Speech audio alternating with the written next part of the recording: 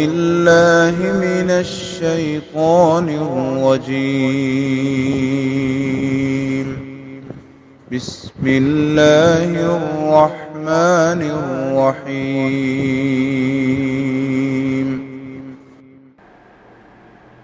السلام علیکم ورحمۃ اللہ وبرکاتہ۔ سورۃ النساء آیت نمبر 34 اور 35۔ ان الحمد للہ والصلاة والسلام علی رسول اللہ اما بعد۔ اعوذ باللہ السمیع العلیم من الشیطان الرجیم من ہمزہ ونفخہ ونفثہ۔ الرجال قوامون علی النساء بما فضل اللہ بعضهم علی بعض وبما انفقوا من اموالهم۔ فالصالحات قانتات حافظات للغیب بما حفظ اللہ۔ واللاتی تخافون نشوزهن فعظوهن واہجروهن فی المضاجع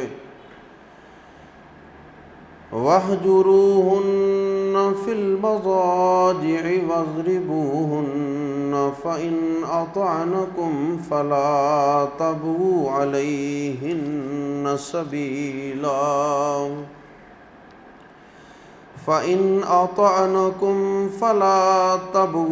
عليهن سبيلا ان اللہ کان علیا کبیرا۔ وَإِنْ خِفْتُمْ شِقَاقَ بَيْنِهِمَا فَابْعَثُوا حَكَمًا مِّنْ أَهْلِهِ وَحَكَمًا مِّنْ أَهْلِهَا إِن يُرِيدَا إِصْلَاحًا يُوَفِّقِ اللَّهُ بَيْنَهُمَا إِنَّ اللَّهَ كَانَ عَلِيمًا خَبِيرًا۔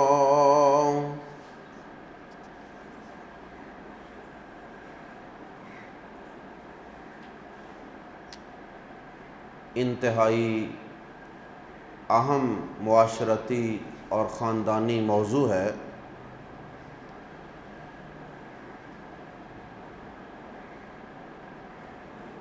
آیات زیر تفسیر میں اللہ رب العزت نے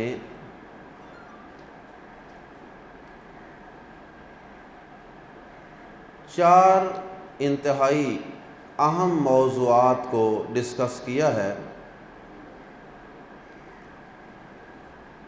سب سے پہلے اللہ رب العزت نے اس حقیقت کو آشکار کیا ہے، اس حقیقت سے پردہ اٹھایا ہے کہ مرد عورتوں پر نگران ہیں، حاکم ہیں، اور یہ مرد جو اللہ رب العزت نے عورتوں پہ حاکم بنائے ہیں گھر کے نظام کو چلانے کے لیے، ملکی باغ دوڑ کو سنبھالنے کے لیے، نبوت و رسالت کی ذمہ داریاں ادا کرنے کے لیے، تو اس کی اللہ رب العزت نے دو وجوہات بیان کی ہیں۔ ایک وجہ تو اللہ رب العزت نے یہ بیان کی ہے کہ اللہ پاک نے فطری طور پر ہی مرد کو عورت کے اوپر فضیلت عطا فرمائی ہے، جیسا کہ سورۃ البقرہ آیت نمبر 228 میں بھی ہم پڑھ چکے کہ اللہ پاک نے فرمایا وَلِلرِّجَالِ عَلَيْهِنَّ دَرَجَةٌ۔ حقوق اپنی اپنی جگہ پہ دونوں کے ہیں، لیکن اللہ پاک نے مردوں کو عورتوں پر ایک درجہ فضیلت عطا فرمائی ہے۔ اور گزشتہ آیات میں ہم پڑھ چکے ہیں کہ لا تتمنوا ما فضل اللہ بہ بعضکم علی بعض، اللہ پاک نے جو تم میں سے ایک دوسرے پر جو تمہیں فضیلت عطا فرمائی ہے اس کی تمنا نہ کیا کرو، اللہ کی رضا پہ راضی رہا کرو، اللہ کی تقسیم پہ راضی رہا کرو۔ اب اس کی ایک اللہ پاک نے یہاں دلیل بیان فرمائی ہے بعض کو بعض پر فضیلت عطا کرنے کی، اور وہ یہ ہے کہ الرجال قوامون علی النساء، مرد عورتوں پر حاکم ہیں، نگران ہیں، اور وہ منتظم ہیں، گھر کے، فیملی کے، خاندان کو چلانے کے وہ حقدار ہیں۔ عورتوں کو مردوں کی اس حاکمیت کو اور اس نگرانی کو تسلیم کر لینا چاہیے، یہ سمجھ کے کہ ہمارے رب نے ان کو یہ درجہ عطا فرمایا ہے۔ اللہ کے نبی صلی اللہ علیہ وسلم کی حدیث بھی ہے صحیح بخاری میں، یہ تو گھر کی بات ہے نا، امور سلطنت چلانے کے لیے بھی نبی صلی اللہ علیہ وسلم نے فرمایا کہ وہ قوم ہرگز فلاح نہیں پا سکتی جو اپنے معاملات عورت کے سپرد کر دے، یعنی حکومتی معاملات اور اس طرح کی جو ذمہ داریاں ہیں وہ جو قوم عورت کو سونپ دیتی ہے وہ کامیاب نہیں ہو سکتی۔ تو سب سے پہلی حقیقت تو اللہ رب العزت نے یہ بیان فرمائی ہے آیات زیر تفسیر میں۔ آئیے قرآن مجید کے الفاظ میں پڑھتے ہیں۔ الرجال مرد، رجل ان کی جمع الرجال، الرجال مرد، قوامون قوام ہیں، مضبوط ہیں، نگران ہیں، حاکم ہیں۔ قوام کی جمع قوامون، علی النساء عورتوں پر، الرجال قوامون علی النساء مرد عورتوں پر نگران ہیں۔ men are in charge of women۔ بازر بھی کس وجہ سے؟ دو باتیں اللہ پاک نے بیان کی ہیں۔ پہلی بات، بازر بھی اس وجہ سے ما جو فضل اللہ، فضیلت عطا کی ہے اللہ نے، بعضہم ان کے بعض کو، علی بعض بعض پر۔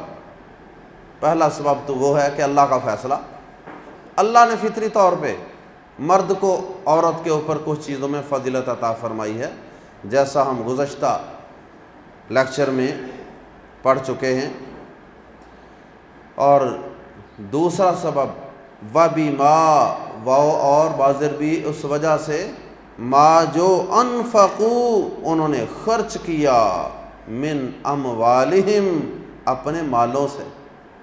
دوسرا سبب یہ ہے کہ مرد مال خرچ کرتا ہے، عورت کے اوپر گھر کو چلانے کے لیے مال کی ذمہ داری نہیں ہے، اور یہ مغرب کا عورت کے اوپر بہت بڑا ایک ظلم ہے کہ عورت کو آزادی کے نام پہ شمع محفل بنانے کے لیے انہوں نے گھروں سے، گھر کی چار دیواری سے، خاندان سے، بچوں سے، خامن سے دور کیا، اور اس کو مختلف جگہوں پہ جاب، آزادی کے پرکشش نعروں کے ساتھ اس بیچاری کے اوپر وہ بوجھ بھی ڈال دیا جو اللہ نے اس پہ بوجھ نہیں ڈالا تھا۔ اللہ پاک نے تو اس کو گھر کی شہزادی اور ملکہ بنایا تھا کہ وہ اپنے بچوں کی ماں ہے اور ان کی تربیت کرے اور اپنے خامند کی اطاعت اور فرما برداری کرے، بس اس کی صرف یہی ذمہ داری ہے، اور مزید اس کی ذمہ داریاں کیا ہیں وہ بھی انشاءاللہ آگے آ رہا ہے۔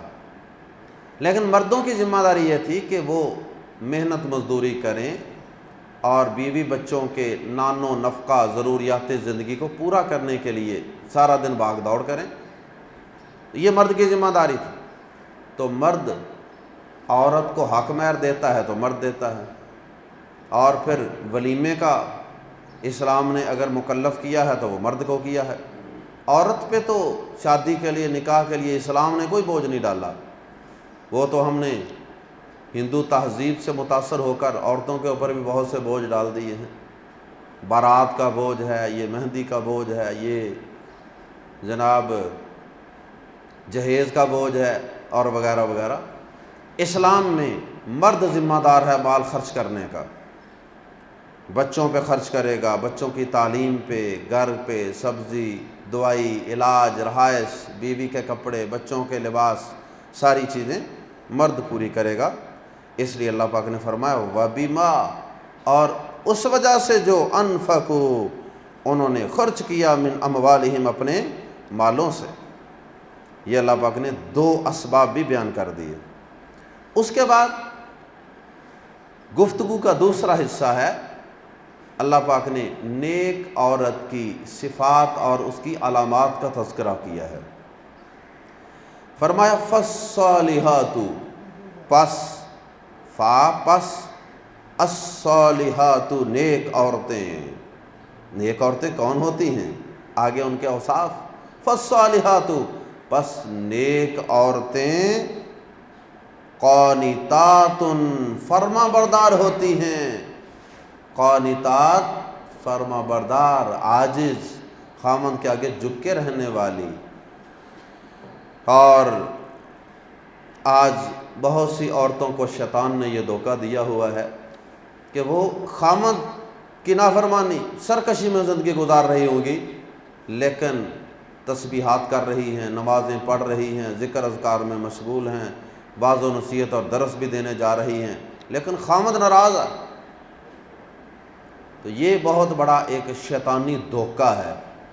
اللہ پاک نے نیک عورتوں کی ڈیفینیشن کر دیا، ڈیفائن کر دی ہے، اس کی تعریف کر دی ہے اللہ پاک نے کہ فالصالحات، پس نیک عورتیں، قانتات، فرما بردار ہوتی ہیں۔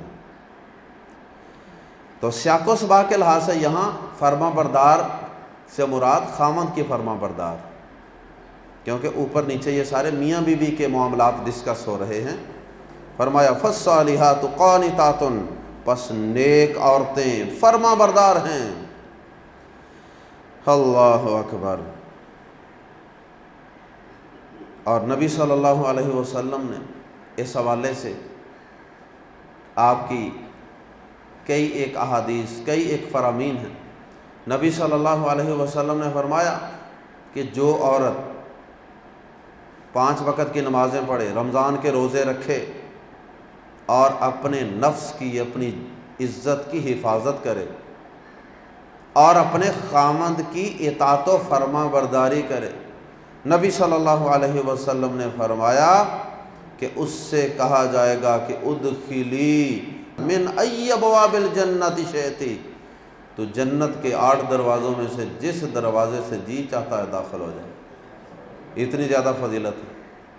اب شادی نکاح سے پہلے بھی عورت نماز تو پڑھتی تھی نا، روزے تو پہلے بھی رکھتی تھی، اب عزت کی حفاظت بھی پہلے بھی کرتی تھی، اب اضافہ تو ہوا ہے ایک چیز کا، اور وہ ہے خامند کی اطاعت و فرما برداری۔ بہرحال 4 چیزیں بیان فرمائیں عورت کے لیے، اور اس کو بڑا ایک مختصر سا جنت میں داخلے کا پیکج دیا۔ اور نبی صلی اللہ علیہ وسلم کے متعلق، آپ کے متعلق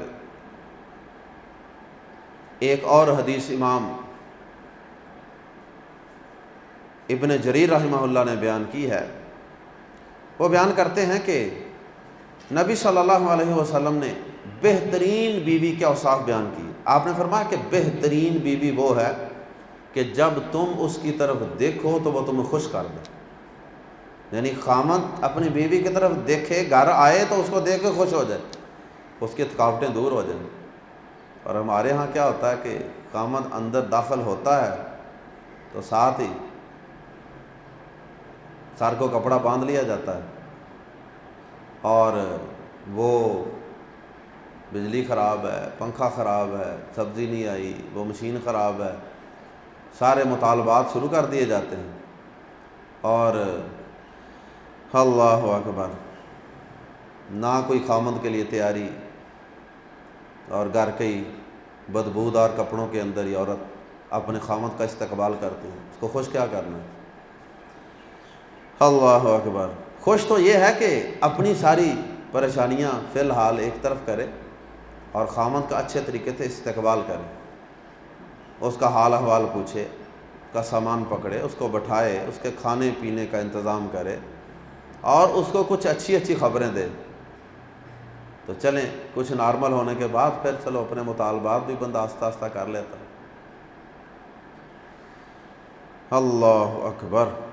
تو نبی صلی اللہ علیہ وسلم نے فرمایا کہ بہترین بیوی وہ ہے کہ جو خامد اس کو دیکھے تو اس خامد کو وہ خوش کر دے اور اس کی غیر موجودگی میں اس کے مال کی اور اپنی عزت و عفت کی حفاظت کرے۔ اور پھر نبی صلی اللہ علیہ وسلم نے ثبوت کے طور پہ، دلیل کے طور پہ یہی آیت کریمہ تلاوت فرمائی، الرجال قوامون علی النساء بما فضل اللہ بعضهم علی بعض وبما انفقوا من اموالهم فالصالحات قانتات حافظات للغیب بما حفظ اللہ۔ نبی صلی اللہ علیہ وسلم نے اس کی تلاوت فرمائی۔ نبی صلی اللہ علیہ وسلم نے اسی خامد کا مقام اور مرتبہ بیان کرتے ہوئے فرمایا کہ اگر میں کسی کو اللہ کے علاوہ سجدہ کرنے کا حکم دیتا، سجدہ تعظیمی، تو وہ میں بیوی کو حکم دیتا کہ وہ اپنے خامد کو سجدہ کرے۔ اور ایک حدیث کے اندر یہ الفاظ ہیں، من عظم حقہ علیہ، ہاں، خامد کے بیوی پر بہت بڑے حق کی وجہ سے میں اس کو حکم دیتا کہ وہ اپنے خامد کو سجدہ کرے، لیکن چونکہ سجدہ تعظیمی اللہ پاک نے اب حرام کر دیا ہے، سجدہ عبادت تو شروع سے ہی حرام ہے اللہ کے علاوہ، لیکن سجدہ تعظیمی بھی اب حرام ہو چکا ہے، اس لیے یہ جائز نہیں ہے کسی کو بھی کرنا۔ اللہ اکبر۔ فرمایا فالصالحات قانتات، پس نیک عورتیں فرما بردار ہوتی ہیں، حافظات، حفاظت کرنے والی ہیں، حفاظت کرنے والی ہیں، للغیبی، غیر حاضری میں، وہی جو حدیث میں بات کہ خامند کی غیر حاضری میں اس کے مال کی بھی حفاظت کرتی ہیں اور اپنی عفت و عصمت کی بھی حفاظت کرتی ہیں۔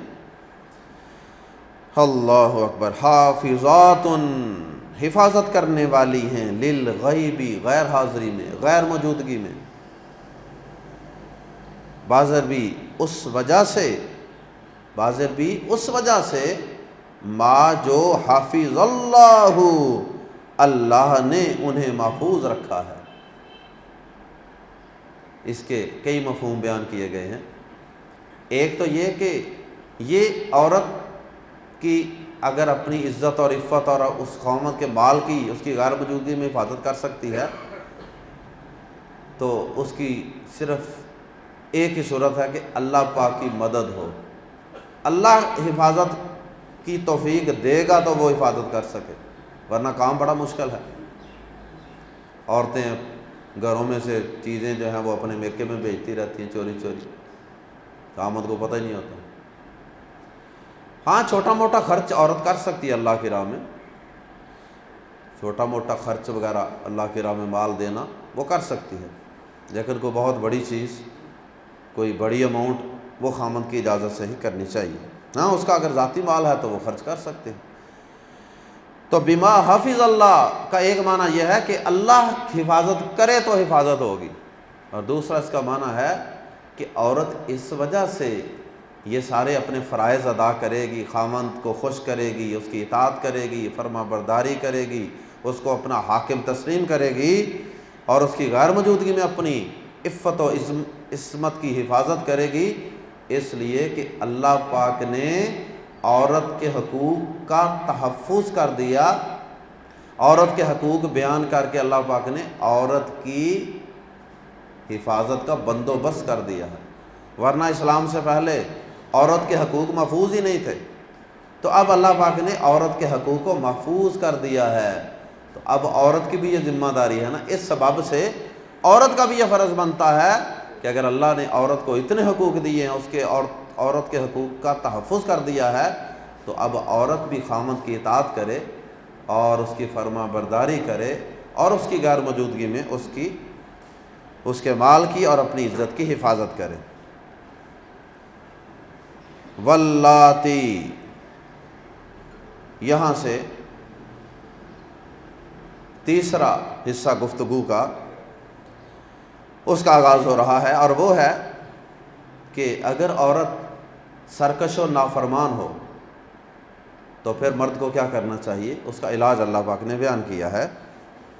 واللاتی، اور وہ عورتیں جو، اللاتی کی جمع ہے اللاتی، واللاتی، اور جو، تخافون، وہ عورتیں جو، تخافون، تم ڈرتے ہو، یخافون وہ ڈرتے ہیں، تخافون تم ڈرتے ہو، نشوزہن ان کی نافرمانی سے، ان کی سرکشی سے،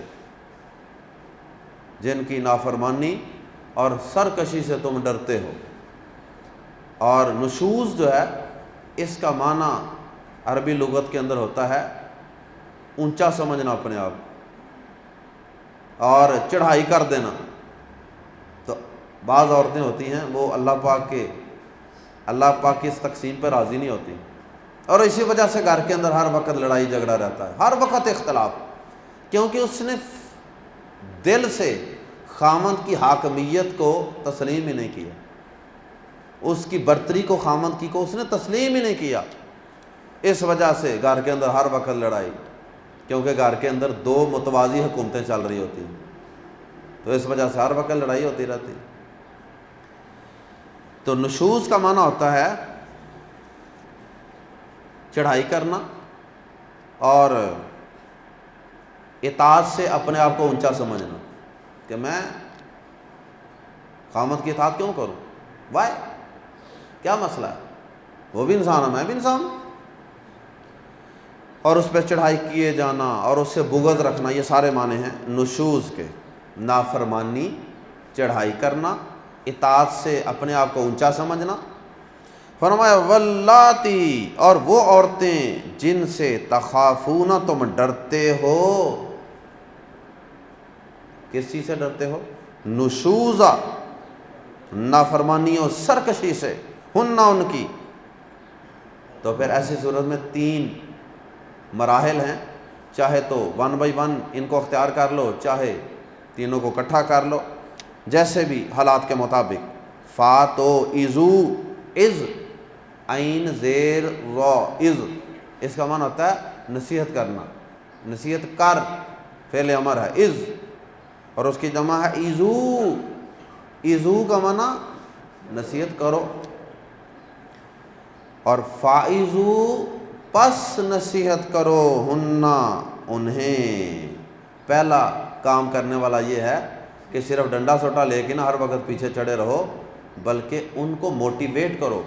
موٹیویشن یہ بڑی امپورٹنٹ ہوتی ہے کہ بعض اوقات کسی عورت کو پتہ ہی نہیں ہوتا کہ خامد کا مقام کیا، نہ کسی ترجمہ کلاس میں لائے کبھی ان کو، نہ کسی خطبہ جمعہ میں ان کو لے کے جاتے ہیں، تو بس وہ پھر گھر کے کام کاج کرتی رہتی ہیں، بعض نصیحت کے اندر کمزور رہ جاتی ہیں، کو پتہ ہی نہیں ہوتا۔ پہلا کام یہ کرو، انہیں نصیحت کرو، خود کر لو، کوئی لیکچر سنا دو، کسی سے نصیحت کروا لو، بار نصیحت کرنی ہے ان کو، اور ان کو بتانا ہے کہ اللہ پاک کی کیا تقسیم ہے اور اللہ پاک نے مرد کا کیا مقام رکھا ہے۔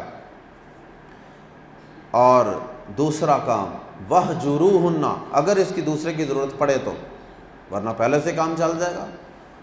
وَهْجُرُوا، اور ہجرت سے یہ لفظ نکلا ہے، وَهْجُرُوا، اور الگ ہو جاؤ، ہننا ان سے، فی المضاجع، بستروں میں، اور بستروں میں ان سے، مضاجع، مضجع ان کی جمع لیٹنے کی جگہ، اور بستروں سے الگ ہو جاؤ، ان کے بستروں سے الگ ہو جاؤ۔ اب بستروں میں الگ ہو جانے کا مطلب ہے کہ ان کے ساتھ تعلقات ختم کر دو، کمرہ بدل لو، بستر بدل لو، یہ بھی ایک قسم کا ان کے لیے سزا ہے اگر عورت سمجھے گی تو۔ وَضْرِبُوا، اور مارو، ہننا انہیں، ضرب لگانا، وَضْرِبُوهُنَّ، اور انہیں مارو۔ یہ تیسرا مرحلہ ہے. سمجھانے سے بھی فرق کو نہیں پڑا, بائیکاٹ کرنے سے بھی, بستر چھوڑنے سے بھی. مہینہ ہو گیا, 2 مہینے ہو گئے, 6 مہینے ہو گئے, وہ آندھی جاننا تو جا. تو پھر تیسرے نمبر پہ مارنے والا آپشن بھی موجود ہے, لیکن نبی صلی اللہ علیہ وسلم نے اس میں بہت سی شرائط لگائی ہیں. یہ انتہائی ناگزیر حالات کے اندر یہ ناپسندیدہ کام ہے. اور نبی صلی اللہ علیہ وسلم نے فرمایا کہ عورتوں کے بارے میں اللہ سے ڈرو, اور یہ مناسب نہیں ہے کہ تم انہیں مارو, غلاموں کی طرح مارو, اور پھر رات کو ان سے ملاقات کرو. انہی کو مار رہے اور بعد میں انہی سے اپنی حاجت پوری کر رہے ہو. لاجیکلی غور کرو نا, کتنی نامناسب بات. جب ان سے اتنی محبت ہے, اتنا پیار ہے, تو پھر مارنے سے بچو. بہرحال فرمایا کہ غلاموں کی طرح, جس طرح لوگ غلاموں کو مارتے تھے, فرمایا اس طرح عورتوں کو نہ مارو. اسی طرح نبی صلی اللہ علیہ وسلم نے فرمایا کہ چہرے پہ مت مارو, چہرے پہ مت مارو. اسی طرح نبی صلی اللہ علیہ وسلم نے فرمایا کہ ان کو گھر سے نہ نکالو. گھر کے اندر ہی اگر آپ نے ان سے کوئی علیحدگی کرنی ہے, بائیکاٹ کرنا ہے, گھر کے اندر رکھ کر ہی کرو, گھروں سے نہ نکال دو. ذرا بات ہوئی, چل بھاج جا پیکے, چل چک اپنی بوری بسترا. اللہ اکبر. اسی طرح صحیح مسلم کی ایک حدیث ہے, آپ نے فرمایا کہ اس طرح نہ مارو کہ ان کو سخت چوٹ آئے. اب اتنی شرطیں لگانے کے بعد میرا خیال ہے کہ بندے کا مارن سے دل ہی نہیں کرنا. ہوں جی کی خیال, بندے نے آخنا چھڈو پرا یار, یہ چنگا ہے بندہ ترلا ہی مار لے. ہاں جی. اور ایک حدیث کے الفاظ ہیں ضربن غیر مبرح, ایسی مار کہ جو زیادہ شدید نہ ہو, یہ نہیں کہ ہڈیاں توڑ دے پڑ کے.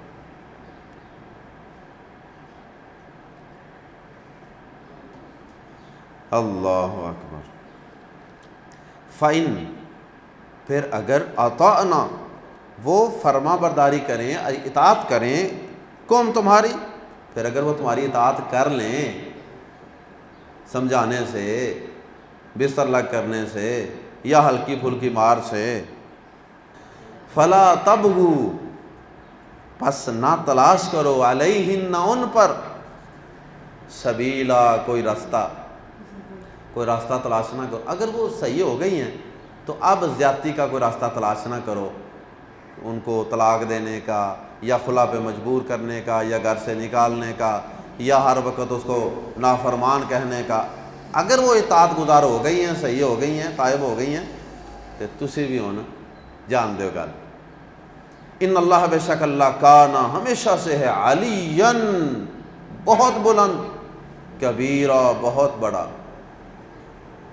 تو اتنے بڑے اللہ نے, اتنے بلند و بالا اللہ نے یہ سارے فیصلے کیے ہیں, تو عورت کو اور مرد کو یہ ساری باتیں تسلیم کر لینی چاہیے. کچھ نصیحتیں مرد کو ہیں, کچھ عورت کو ہیں. وَإِنْ خِفْتُمْ, چوتھا اور آخری حصہ گفتگو کا, آج کے مضمون کا. وَإِنْ, اور اگر, خِفْتُمْ, تم ڈرو, شقاقا, مخالفت سے, ضد سے, بینہما, ان دونوں کے درمیان. اور اگر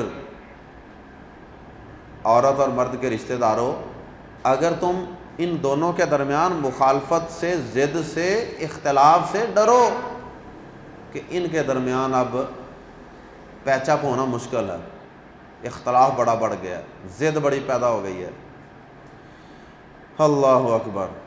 فَابْعَثُوا, پس مقرر کرو, حکماً, ایک منصف مقرر کرو, حکم یا منصف مقرر کرو, من اہلہ, مرد کے گھر والوں سے. اہلہ, جو ہی ضمیر ہے نا مذکر کی ہے, اس لیے ترجمہ کر رہے ہیں مرد کے گھر والوں میں سے. وحکماً, اور ایک منصف مقرر کرو, من اہلہا, عورت کے گھر والوں میں سے. ہا کی ضمیر مؤنث کی ہے. ایک منصف مقرر کر لو اور ایک کمیٹی تشکیل دے دو. وہ دونوں کی بات سنیں اچھی طرح, اور اس کے بعد اللہ سے ڈرتے ہوئے وہ دونوں کو سمجھانے کی کوشش کریں, اور ان کا کمپرومائز, پیچ اپ کروانے کی بھرپور کوشش کریں, اور وہ اس نتیجے پر پہنچیں, کسی نتیجے پر پہنچیں کہ آیا ان کی اب صلح صفائی ممکن ہے یا ان کی علیحدگی کروا دینا بہتر ہے۔ یہ وہ دونوں منصف حکم جو ہیں وہ فیصلہ کریں گے جب کام حد سے گزر جائے۔ وہ مرحلے جو پہلے بیان ہوئے ہیں وہ سارے جو ہیں ان سے بات آگے نکل جائے، تو پھر یہ کام کر کے آخری حربے کے طور پہ دیکھ لیں، ان یریدا آگے الف ہے، یہ دو کی علامت ہے، ان اگر یریدا وہ دونوں چاہیں گے میاں بیوی، اصلاحاً اصلاح، اگر تو ان دونوں کی نیت اچھی ہوئی نا، نیتاں نو بھاگ ہوندے نے نا، اگر دونوں کی نیت اصلاح کی ہوئی نا تو صرف شیطان کی طرف سے غلط فہمیاں پیدا کی گئی تھی، ویسے ان دونوں کی نیت صلح کی تھی، صفائی کی تھی۔ یوفق اللہ، اللہ موافقت پیدا کر دے گا، بینہما ان دونوں کے درمیان، اللہ ان دونوں کے درمیان موافقت کی صورت پیدا کر دے گا۔ اور اگر دونوں میں سے کسی ایک کی یا دونوں کی نیت ہی نہ ہوئی تو پھر یہ آخری حربہ استعمال کر کے بھی موافقت پیدا نہیں ہوگی، پھر ان کی علیحدگی کروا دینی چاہیے اور یہ ان کو اختیار سونپ دینا چاہیے کہ یہ جو فیصلہ کریں گے میاں بیوی کو قبول ہے۔ ان اللہ بے شک اللہ کانا ہمیشہ سے ہے، علیما سب کچھ جاننے والا، کون کیا کر رہا ہے، کس کا کیا کردار ہے، کس کی کیا نیت ہے، یہ سارا اللہ کو ہمیشہ سے پتہ ہے، خبیرہ ہر چیز کی خبر رکھنے والا ہے۔ سبحانک اللہم و بحمدک اشہد ان لا الہ الا انت استغفرک و اتوب الیک۔